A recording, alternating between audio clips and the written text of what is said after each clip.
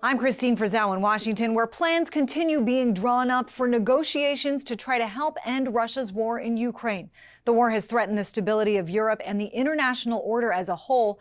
With new reports, President Trump is pushing for a deal before July 4th and his 250th anniversary of America celebration. But is that even realistic?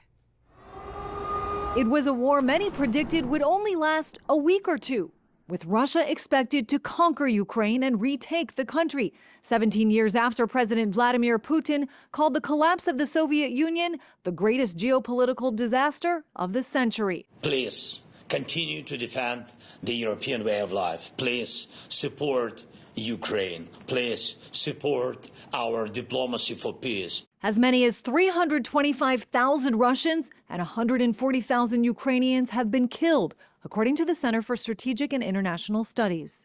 The United States and Europe at first pledged unwavering support with money, weapons, and a sanctions strategy targeting Russian oil. But with China and India picking up the slack, Russia is reportedly exporting more oil today than it was when the war began.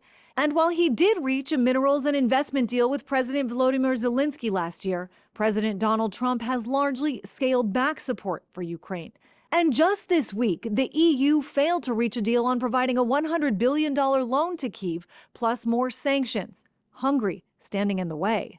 It is imperative that Ukraine continues to get the military, financial and humanitarian aid it needs to enable Ukraine to defend itself against Russian terror from the skies and to hold the front lines. Those front lines have shifted over time, with Russia insisting any future deal include land it's already seized and the entirety of Donetsk, part of which Ukrainian troops still control, though some experts argue the battle over territory is only one barrier to compromise. This is not a territorial war. This is really an ideological war in which Putin is trying to ensure he controls Ukraine, that Ukraine is part of Russia's spheres of interest. Here in Washington, there are reports President Trump is pushing for a Russia-Ukraine peace deal to be reached by July 4th, in time for America's 250th anniversary celebration, as multiple rounds of negotiation have already occurred